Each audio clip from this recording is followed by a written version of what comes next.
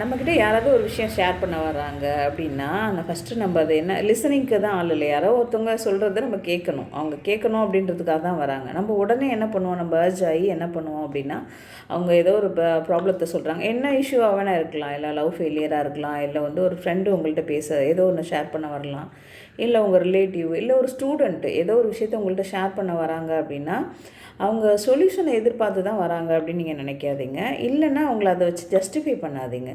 முதல்ல அவங்க சொல்கிறத ஃபுல்லாக கேளுங்க. அவங்களுக்கு ஏதாவது அவங்க தேவைப்பட்டதுன்னா அவங்களே கேட்பாங்க, மேம் இதுக்கு எனக்கு சஜஷன் சொல்லுங்கள், நான் இதை எப்படி ஹேண்டில் பண்ணலாம் அப்படின்னு உங்கள்கிட்ட கேட்டாங்கன்னா நீங்கள் வந்து என்ன பண்ணலாம், சஜஷன் சொல்லலாம், சொல்யூஷன் இதுவாக கூட இருக்கலாம் அப்படின்னு சொல்லலாம். நம்ம சொல்யூஷன் அவங்க ப்ராப்ளத்துக்கு நம்ம சொல்யூஷன் சொல்ல முடியாது. அவங்க ப்ராப்ளத்துக்கு அவங்க தான் சால்வ் பண்ணணும். அப்படிங்கிறப்ப நீங்கள் உடனே சொல்யூஷன் சொல்கிறத நிப்பாட்டிட்டு அவங்க சொல்கிறத கொஞ்சம் காது கொடுத்து கேளுங்க. அவங்க சொன்னாலே பாதி பாரம் குறைஞ்சிரும். ஏதோ மனசு சரியில்லை அப்படின்னு உங்கள்கிட்ட வந்து பேச வராங்க அப்படின்னா அதை கேட்டு நம்ம அமைதியாக கேட்டாலே அவங்களுக்கு சந்தோஷம். கேட்டுட்டு ஓகே டோன்ட் வரி, கவலைப்படாத, இதெல்லாம் கடந்து போகும் அப்படிங்கிற மாதிரி ஒரு கான்ஃபிடென்ட்டான வார்த்தைகளை நம்ம அவங்களுக்கு சொல்லாமே ஒழிய, ஓ இந்த மாதிரி ஃபேஸ் பண்ணுறியா அப்படின்னா அவங்க சொல்கிற ப்ராப்ளத்தை வச்சு அவங்க ஹோல் லைஃப்பையும் ஜஸ்டிஃபை பண்ணுறது, இல்லைன்னா அவங்களுக்கு வந்து சொல்யூஷன் சொல்கிறது, இதெல்லாம் வேண்டாம்.